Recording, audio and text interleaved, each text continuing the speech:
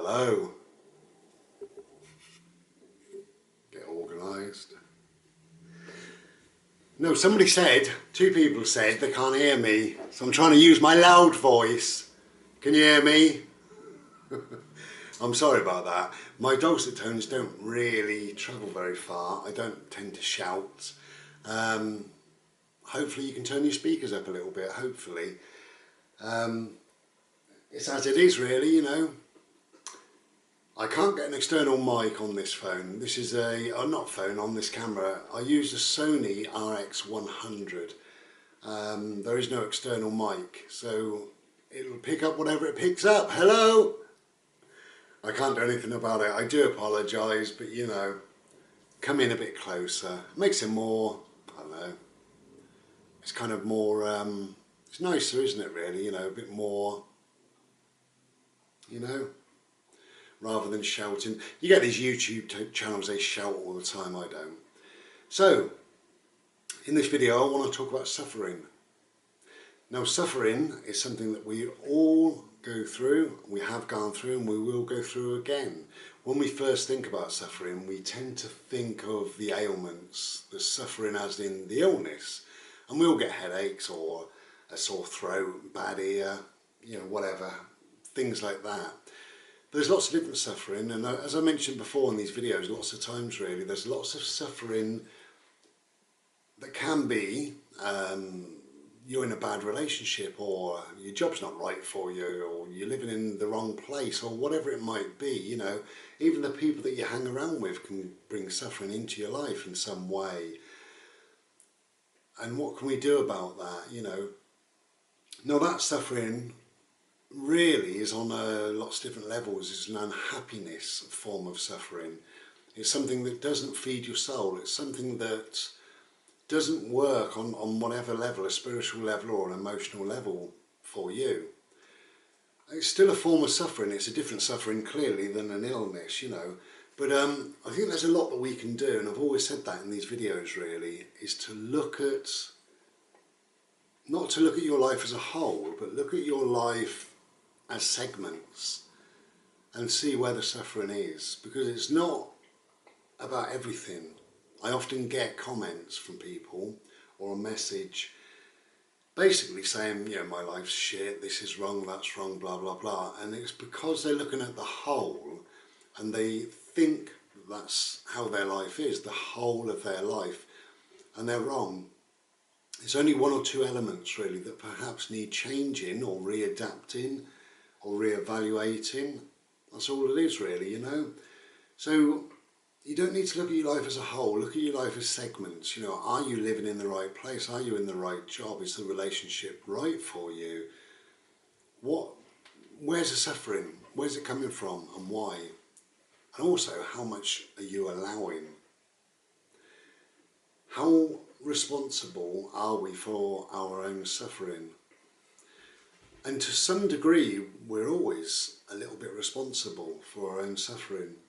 And even if it's something very, very serious, if you've been diagnosed with a very, very serious illness or disease or whatever, there's some element, sometimes, not always, but sometimes, of your own creation of suffering.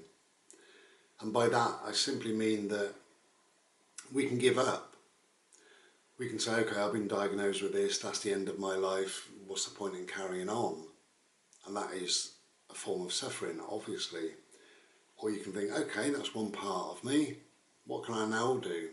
How can I fight this? Got a battle on my hands, but I'm going to win. So there is no suffering there, not really, you know.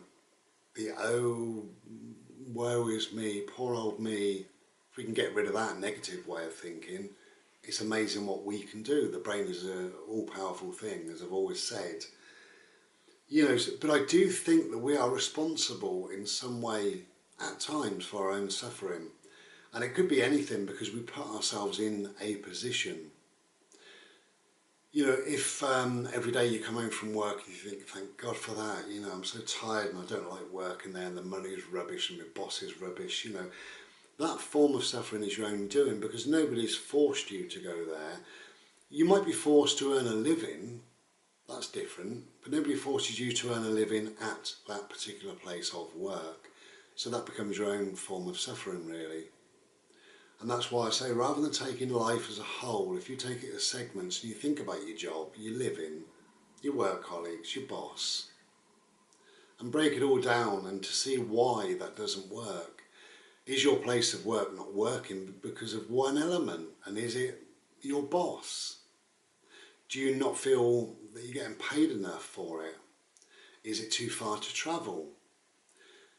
Are those elements, or any of those elements, or one of those elements, likely to change? Or can you take control? Can you change it? So it's worth looking at your suffering that we all go through and think, how much am I creating? How much am I causing my own suffering? And see if there's a way through. And there often is a way through, you know, if we really look at it. But as I say, life, I don't think the human life that we've got is all singing and dancing, you know. It's we all have elements of suffering. We always will. We always have had. We currently have had, and we will somewhere down the line in the future as well. You know, the whole essence of human nature contains an element of suffering. That's fact. That's how it is, you know. But it's, what do we do about that? Do we ignore it? Do we brush it under the carpet like many, many people do? Then it doesn't go away and it gets worse. And that is what I mean. We're creating our own suffering. Or do we think, okay, this is not right. This little element of my life, or these 2 elements, 22 elements, whatever, are not working for me. They are causing me great suffering. And as I say, suffering can be inner turmoil. It can be deep unhappiness. It's still a form of suffering. Not to say that your life is always going to be absolutely wonderful, because it's not. But if you're going through whatever you're going through currently, and there's some form of suffering in your life, then is there something you can do? What can I do? How do I do it? What can I do to achieve it, to alleviate it? Can I move on to something better that would cause me less suffering? Lots of questions, and only you have the answers. There's always a way through. Think of the worst times in your life, and I'll tell you what, you're a stronger person than you ever thought you could be or would be. Think about the worst times of your life. You coped. You got over it. You learnt lessons from it. And that's at the very worst. So the general suffering isn't you at your worst. It's just you're not happy. On a spiritual level, an emotional level, whatever level, something is not working for you. So that's not at your worst. If you coped when life was at its worst, then you're going to cope now. You will cope throughout your suffering, and you could continue with that suffering, which is a form of coping, but there is no need. Life is bigger than that, and you're bigger than that. So look at your life, see what is causing the suffering, see what you're capable of changing and creating your life so that you have less suffering. It sounds very simple, and actually it is if you break it down into just segments, elements, parts, because not all life is suffering. I hope that's helped in some way.